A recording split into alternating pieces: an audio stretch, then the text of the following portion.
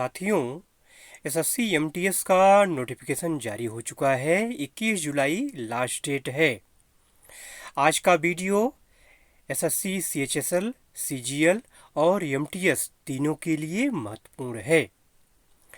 चलिए आज की शुरुआत जनगणना के क्वेश्चन से करते हैं। जनगणना 2011 के अनुसार किस राज्य का साक्षरता दर सबसे अधिक है? तो इसका जो राइट आंसर है वो है केरल। जी हाँ दोस्तों, केरल का साक्षरता दर सबसे ज़्यादा है। आइए थोड़ा डिटेल देख लेते हैं। अगर हम पुरुष साक्षरता दर की बात करें तो 82.14% है। महिला साक्षरता दर की अगर बात की जाए तो 65.46% है। अगर पूरे देश की साक्षरता दर की बात मतलब कंबाइंड अगर बात किया जाए तो 74.04% है।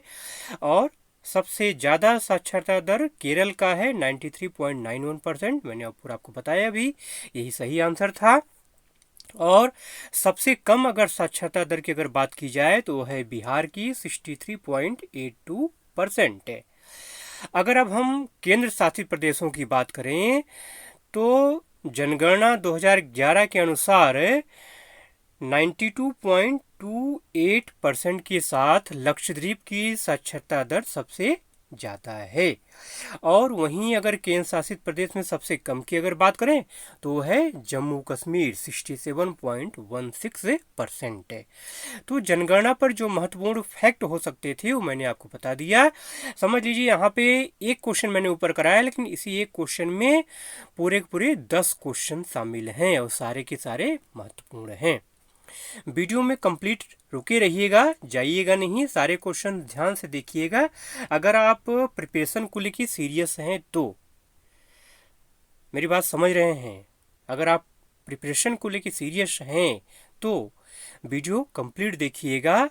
अगर बस आपको केवल क्वेश्चंस देखने हैं तो क्विक करके जा सकते हैं। अगला क्वेश्चन लिया है मैंने नृत्य से। देखिए, लोक नृत्य और शास्त्रीय नृत्य, इनके ऊपर क्वेश्चंस निश्चित तौर पे बनेंगे। शास्त्रीय नृत्यों की कुल संख्या कितनी है? तो इसका जो राइट आंसर है वो है 8। जी हाँ दोस्तों, शास्त्रीय नृत्य टोटल 8 हैं। कौन कौन से हैं आइए वो जान लेते हैं। कथक, भरतनाट्यम, कथकली, मणिपुरी, ओडिसी, कुचिपुड़ी, शास्त्रीय और मोहिनी अट्टम, ये टोटल जो है 8 शास्त्रीय नृत्य हैं। शास्त्रीय नृत्य तांडव और लास से, ध्यान रखिएगा, शास्त्रीय नृत्य तांडव और लास। तांडव मतलब शिव को रिप्रेजेंट करता है और लास मतलब पार्वती को रिप्रेजेंट करता है। ये दो प्रकार के भाव शास्त्रीय नृत्यों के द्वारा परिलक्षित होते हैं। चलिए अगला क्वेश्चन है, भारत का सबसे पुराना शास्त्रीय नृत्य कौन सा है? तो इसका जो राइट आंसर है वो है भरतनाट्यम। जी हाँ दोस्तों, भरतनाट्यम भारत का सबसे पुराना शास्त्रीय नृत्य है, लगभग 2000 वर्ष पुराना। ठीक है, यह शास्त्रीय नृत्य भारत के नाट्य शास्त्र पर आधारित है। ठीक है, आई अगला क्वेश्चन है कि शास्त्रीय नृत्य का संबंध किस राज्य से है? तो शास्त्रीय नृत्य असम का ये शास्त्रीय नृत्य है। कहाँ का है? असम। असम इसका राइट आंसर है। डिटेल में अगर बात की जाए तो वर्ष 2000 में इस नृत्य को भारत के 8 शास्त्रीय नृत्यों में सम्मिलित होने का गौरव प्राप्त हुआ। एक महत्वपूर्ण क्वेश्चन और जान लीजिए, इस नृत्य के जो संस्थापक हैं वो महान संत श्रीमंता शंकरदेव हैं। शंकरदेव, ठीक है। तो ये क्वेश्चन पूछा जाता है बार बार कि शास्त्रीय नृत्य के संस्थापक कौन हैं? तो शंकरदेव हैं। ठीक है, आइए अगला प्रश्न। कुछ और फैक्ट जान लीजिए, कौन से नृत्यों का संबंध किस राज्य से है। ठीक है, उसके बाद अगले क्वेश्चन चलते हैं। देखिए, भरतनाट्यम तमिलनाडु का है, कथक उत्तर प्रदेश का है, कथकली केरल का है, कुचिपुड़ी आंध्र प्रदेश का है, ओडिसी उड़ीसा का है, मणिपुरी मणिपुर का है, मोहिनी अट्टम केरल का है और शास्त्रीय असम का है। ऊपर चर्चा भी हुई है। अगला प्रश्न है कि वर्तमान में कुल कितने मौलिक कर्तव्य हैं? देखिए, मौलिक कर्तव्य के ऊपर क्वेश्चंस निश्चित तौर पे बनेंगे। तो वर्तमान में जो मौलिक कर्तव्य हैं वो टोटल 11 हैं। ठीक है। अनुच्छेद 51A के तहत प्रत्येक भारतीय नागरिक द्वारा पालन किए जाने वाले 11 मौलिक कर्तव्यों की सूची यहाँ पे दी हुई है, दे दिया है मैंने। पहला क्या है? संविधान का पालन करते हुए राष्ट्रीय ध्वज और राष्ट्रगान का सम्मान करना है। दूसरा क्या है? स्वतंत्रता संग्राम के सिद्धांतों का पालन करता है। तीसरा क्या है? भारत की संप्रभुता और अखंडता की रक्षा करना। जो थर्ड वाला मैंने बताया अभी आपको, एग्जाम में ऐसे भी पूछता है कि भारत की संप्रभुता और अखंडता की रक्षा करना ये मौलिक कर्तव्य में किस नंबर पे लिखा हुआ है? तो इसका राइट आंसर क्या होगा? 3 नंबर पे लिखा हुआ। तो इस तरह से आपको ध्यान रखना है। चौथा मौलिक कर्तव्य क्या है? जब आह्वान किया जाए देश की रक्षा करें और राष्ट्रीय कर्तव्य का पालन करें। पांचवा है भाईचारे की भावना। छठवां है मिश्रित संस्कृति को जीवित रखना। सातवां है प्राकृतिक पर्यावरण की रक्षा करना। आठवां है वैज्ञानिक सोच विकसित करना। नौवां है सार्वजनिक संपत्ति को सुरक्षित रखना। 10वां है उत्कृष्टता के लिए प्रयास। और 11वां है सभी माता पिता और अभिभावकों की जिम्मेदारी है कि वे अपने 6 से 14 साल के बच्चों को स्कूल भेजें। ये जो 11वां है ये भी बहुत महत्वपूर्ण है, बार बार पूछा जाता है। जो आपका 86वां संविधान संशोधन हुआ था, ठीक है, 2002 में, तो उसमें ये शामिल किया गया था 11वां संविधान, ठीक है, 11वां मौलिक कर्तव्य, ठीक है। तो पहले 10 मौलिक कर्तव्य थे, 2002 में कितने हो गए? 11 हो गए। आइए अगले प्रश्न पे चलते हैं। संविधान की प्रस्तावना में समाजवादी, धर्मनिरपेक्ष और अखंडता शब्दों को किस संविधान संशोधन के द्वारा जोड़ा गया? तो इसका जो राइट आंसर है वो है 42वां संविधान संशोधन। जी हाँ दोस्तों, आइए थोड़ा सा और डिटेल जान लेते हैं। प्रस्तावना जो है, प्रस्तावना में इसको तीनों शब्दों को जोड़ा गया है। प्रस्तावना या प्रेम्बल को भारतीय संविधान का परिचय पत्र कहा जाता है। सन 1976 में 42वें संविधान संशोधन अधिनियम द्वारा इसमें संशोधन किया गया था, जिसमें 3 नए शब्द समाजवादी, धर्मनिरपेक्ष और अखंडता को जोड़ा गया था। ठीक है, आइए अगला प्रश्न है। मार्च 2022 में IRDAI का नया अध्यक्ष किसे बनाया गया? तो इसका जो राइट आंसर है वो है श्री देवाशीष पांडा। ठीक है, देवाशीष पांडा जो हैं ये 1987 बैच के भारतीय प्रशासनिक सेवा के अधिकारी हैं। इनका जो गृह राज्य है वो है उड़ीसा, और 14 मार्च 2022 को भारतीय बीमा नियामक और विकास प्राधिकरण के अध्यक्ष के रूप में शामिल किया गया इनको। ठीक है, IRDA में। अगला क्वेश्चन है कि भारत में पहली आधिकारिक जनगणना कब हुई? तो इसका जो राइट आंसर है वो है 1881 में। 1881 में पहली आधिकारिक जनगणना हुई थी। वैसे अगर मॉडर्न इंडिया की बात करें तो 1872 में जो है जनगणना की शुरुआत हो गई थी, लेकिन प्रथम अगर समकालीन मतलब आधिकारिक जनगणना की अगर बात करें तो 1881 माना जाता है, और स्वतंत्र भारत की जनगणना की अगर बात करें तो 1951 है। तो ये फैक्ट भी आपको ध्यान में रखना है। दोस्तों, एक्स्ट्रा फैक्ट में मैं जितने भी क्वेश्चंस करा रहा हूँ ये सारे की सारी चीज़ें पूछी गई हैं। पूछी गई चीज़ों को ही मैंने एक्स्ट्रा फैक्ट में इंक्लूड किया है। ठीक है, इसलिए वीडियो कंप्लीट देखिएगा, स्किप करके मत जाइएगा। चैनल पे अगर नए हैं तो चैनल को सब्सक्राइब जरूर से कर लीजिएगा और लाइक शेयर करना मत भूलिएगा। अगला क्वेश्चन है कि संगीत नाटक अकादमी की स्थापना कब हुई? तो इसका जो राइट आंसर है वो है 1953। 1953 में संगीत नाटक अकादमी की स्थापना हुई। भारत सरकार के शिक्षा मंत्रालय ने एक संसदीय प्रस्ताव द्वारा एक स्वायत्त संस्था, ध्यान रखिएगा, संगीत नाटक अकादमी क्या है, एक स्वायत्त संस्था की स्थापना की। ठीक है, कब की? 1953 में। अगला क्वेश्चन है कि मुंबई में गणपति उत्सव की शुरुआत का श्रेय किसको दिया जाता है? इसका जो राइट आंसर है वो है बाल गंगाधर तिलक। क्या है? बाल गंगाधर तिलक। गणपति उत्सव की शुरुआत कब हुई? 1893 में महाराष्ट्र से लोकमान्य बाल गंगाधर तिलक के द्वारा। अच्छा, एक क्वेश्चन और जान लीजिए फैक्ट इसका कि गणेश जो चतुर्थी है, मतलब जो गणपति उत्सव है, ये हर साल 22 अगस्त से 20 सितंबर के बीच मनाया जाता है। ठीक है, अगला क्वेश्चन, वर्ष 2021 में भारतीय कॉफी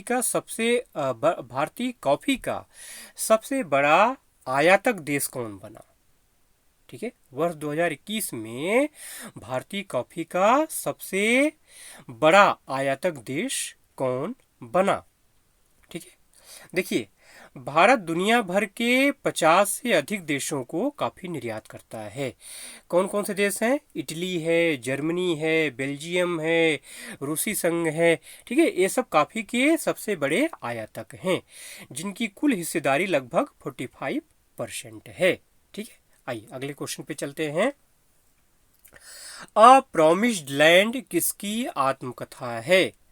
अ प्रॉमिस्ड लैंड बराक ओबामा की आत्मकथा है। ठीक है, बराक ओबामा कौन है? 2009 से लेकर 2017 तक जो है संयुक्त राज्य अमेरिका के 44वें राष्ट्रपति थे। ठीक है, ये इनका संस्मरण है जो कि 17 नवंबर 2020 को प्रकाशित हुआ था। ठीक है, यह 2 खंड में है। ठीक है, तो ये जो आप जिसका नाम आपसे पूछा गया कि अ प्रॉमिस्ड लैंड, ये इसका पहला श्रृंखला है, पहली कड़ी है। अगला क्वेश्चन है कि आनंद भवन संग्रहालय उत्तर प्रदेश के किस जिले में स्थित है? तो इसका जो राइट आंसर है वो है प्रयागराज। जी हाँ दोस्तों, आनंद भवन इलाहाबाद में या प्रयागराज में स्थित नेहरू गांधी परिवार का पूर्व आवास है, जो अब एक संग्रहालय के रूप में है। नेक्स्ट क्वेश्चन है कि इंसुलिन का श्रावण कहाँ से होता है?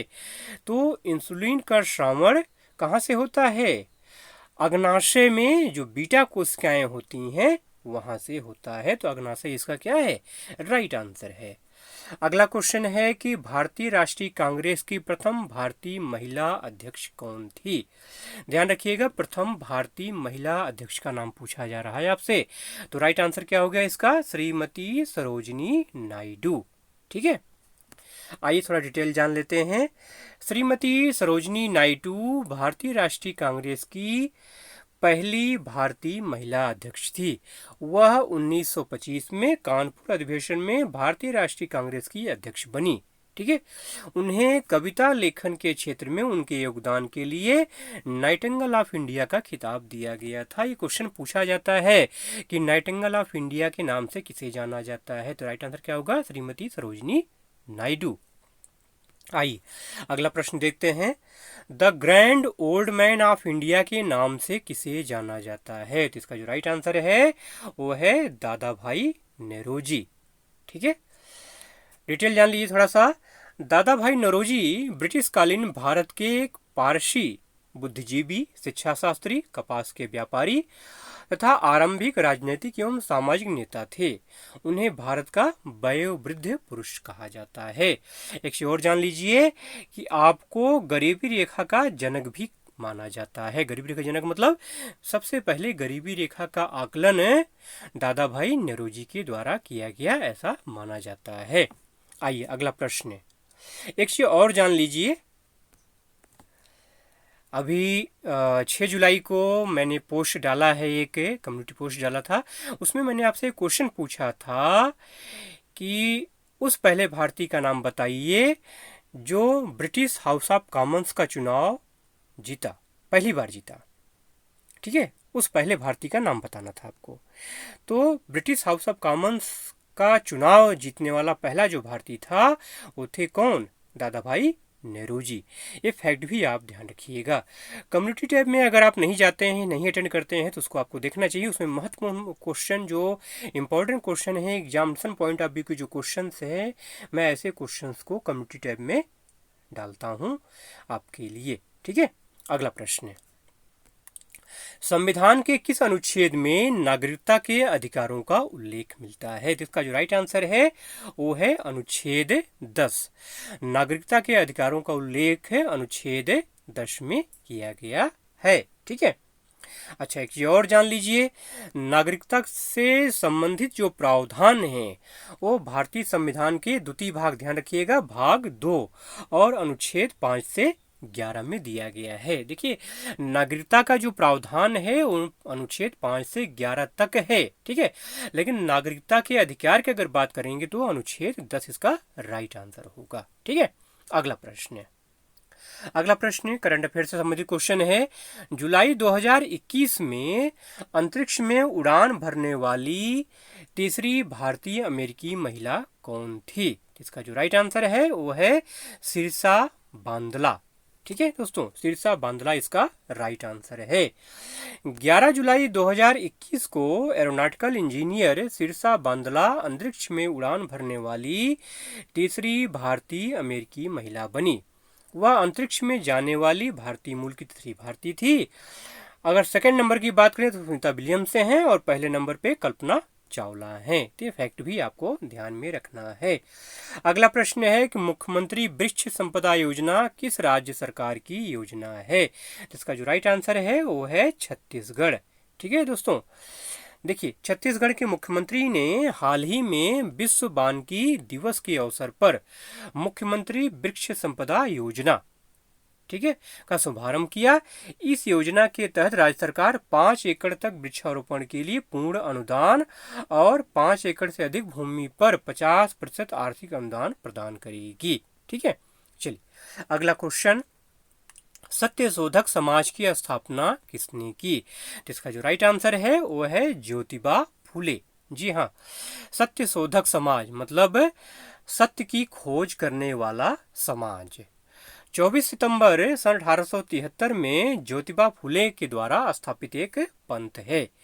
यह एक छोटे से समूह के रूप में शुरू हुआ और इसका उद्देश्य शूद्र एवं अपृष्ट जात के लोगों को विमुक्त करना था। देखिए, इनकी एक पुस्तक है गुलामगिरी सार्वजनिक सत्य धर्म। ठीक है, ये बार बार पूछा जाता है, बहुत महत्वपूर्ण है। ठीक है, इसलिए मैं शुरू से बताता चला रहा हूँ। एक्स्ट्रा फैक्ट में जो क्वेश्चंस मैं करा रहा हूँ ये क्वेश्चंस महत्वपूर्ण है, ये पूछे जाते हैं। तो ज्योतिबा फुले के द्वारा लिखी गई पुस्तक कौन है? गुलामगिरी। ठीक है, नेक्स्ट क्वेश्चन है कि उड़ीसा में स्थित ऐसा कौन सा मंदिर है जिसकी परछाई नहीं बनती? इसका जो राइट आंसर है वो है जगन्नाथ मंदिर। जी हाँ दोस्तों, जगन्नाथ मंदिर है अपने आप में बहुत सारे रहस्यों को समेटे हुए है। ठीक है, ऐसे बहुत सारे रहस्य हैं जिनका वैज्ञानिक कारण आज तक नहीं मिल सका है। पुरी में स्थित जगन्नाथ मंदिर अपनी अनूठी और हैरतअंगेज वास्तुकला के लिए जाना जाता है। इसी वास्तुकला का वो अदृश्य प्रभाव या चमत्कार है जिसके कारण इस मंदिर की परछाई नहीं दिखती है। इसका निर्माण गंगा राजवंश के प्रति राजा आनंद बर्मन चोडगंगा देव ने 12वीं शताब्दी में समुद्र तट बंगाल की खाड़ी पुरी में किया था। ध्यान रखिएगा, किस समुद्र किनारे है ये? बंगाल की खाड़ी के किनारे है। ठीक है, ये फैक्ट भी आपको ध्यान में रखना है। ठीक है, चलिए यहाँ पे बात हुई जगन्नाथपुरी मंदिर की, तो एक चीज और बता दूं कि जगन्नाथपुरी का जो झंडा है, जो फ्लैग है, जो ऊपर लगाया जाता है, हमेशा वो हवा के विपरीत दिशा में बहता है। ठीक है, मतलब हवा जिधर रहेगी झंडा उधर बहना चाहिए ना, लेकिन उधर नहीं, उल्टा बहता है उसके। ठीक है, आइए अगले क्वेश्चन पे चलते हैं। ब्रिटिश हाउस ऑफ कॉमन्स का चुनाव जीतने वाला पहला भारतीय कौन था? चलिए, क्वेश्चन मैंने ऊपर अभी चर्चा किया था, क्वेश्चन आपके सामने यहाँ पे आ भी गया। तो जो राइट आंसर क्या है? दादा भाई नौरोजी। 6 जुलाई 1892 को दादा भाई नौरोजी ने ब्रिटिश हाउस ऑफ कॉमन्स का चुनाव जीता था। वो ऐसा करने वाले पहले भारतीय थे। उन्होंने लंदन की सेंट्रल फिशबरी सीट से लिबरल पार्टी के प्रत्याशी के तौर पे चुनाव लड़ा था। ठीक है, आइए अगला क्वेश्चन, भारत के वर्तमान जनगणना आयुक्त कौन है? तो इसका जो राइट आंसर है वो है विवेक जोशी, डॉक्टर विवेक जोशी इसका राइट आंसर है। ठीक है, आइए अगला question, reserve bank of India का वित्तीय वर्ष कब से कब तक होता है? तो इसका जो राइट आंसर है वो है 1 जुलाई से 30 जून तक। जी हाँ दोस्तों, 1 जुलाई से 30 जून तक रिजर्व बैंक ऑफ इंडिया का वित्तीय वर्ष होता है। वहीं अगर केंद्र सरकार की अगर बात की जाए तो 1 अप्रैल से 31 मार्च तक वित्तीय वर्ष होता है। तो फैक्ट आपको ध्यान में रखना है। अगला क्वेश्चन पूछा है कि फरवरी 2022 में जवाहरलाल नेहरू विश्वविद्यालय का कुलपति किसे बनाया गया? तो इसका जो राइट आंसर है वो है शांति श्री धूलीपुड़ी पंडित। महत्वपूर्ण क्वेश्चन है ये, बार बार पूछा जाता है। देखिए, शिक्षा मंत्रालय ने 7 फरवरी 2022 को प्रोफेसर शांति श्री धूलीपुड़ी पंडित को जवाहरलाल नेहरू विश्वविद्यालय दिल्ली की पहली महिला कुलपति नियुक्त किया। साथियों, इन्हीं 25 प्रश्नों के साथ आज का वीडियो एंड कर रहा हूँ, क्लास को एंड कर रहा हूँ। अगर कुछ नॉलेज मिला हो, ज्ञान मिला हो, इस नॉलेज और ज्ञान को अपने साथियों से जरूर शेयर करिएगा। और अगर आप चैनल पे नए हैं तो प्लीज़ चैनल को सब्सक्राइब करके बेल आइकन को जरूर से प्रेस कर लीजिएगा। पूरा वीडियो देखने के लिए आपका बहुत बहुत धन्यवाद।